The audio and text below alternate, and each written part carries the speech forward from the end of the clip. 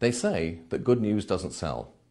Maybe that's why we've not been paying much attention to what I think is the most important news story of the last 20 years.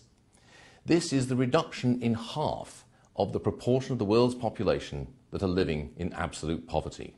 In 1990, the United Nations set very ambitious Millennium Development Goals. The biggest of these was to reduce the proportion of the world's population living in extreme poverty, which they defined as living on less than $1.25 a day, by half by the year 2015. That target has actually been met. Not only that, but it's been met 5 years early in 2010. In addition, another very ambitious target, that the number of people without access to clean drinking water should be halved, has also been met, again, 5 years early. So why has this happened? Well, the immediate reason is due to changes in two of the world's largest and most populous countries, India and China.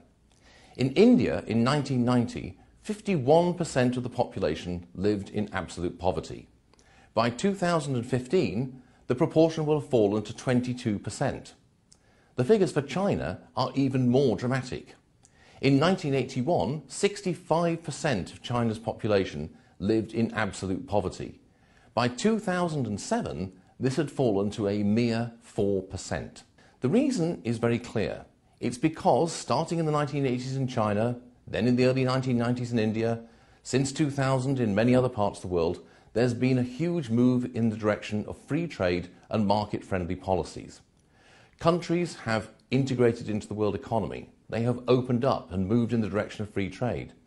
They've done away with government controls on entrepreneurs, on commerce and business. They have moved in the direction of free markets and private property and away from state planning and economic controls. And the result has been this enormous economic revolution, this massive reduction in the number of people living in utter abject poverty around the world. Now, there are still significant challenges ahead of us.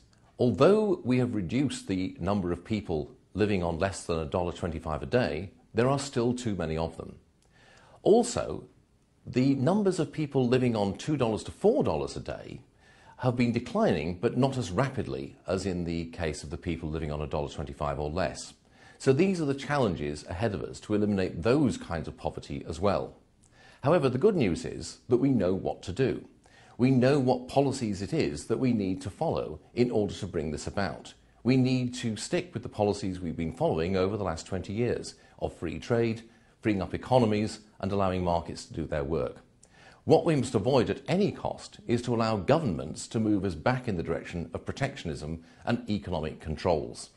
If we can avoid that and stick with what we've been doing, we can confidently look forward to something that would have seemed inconceivable 20 years ago: the actual abolition of serious world poverty.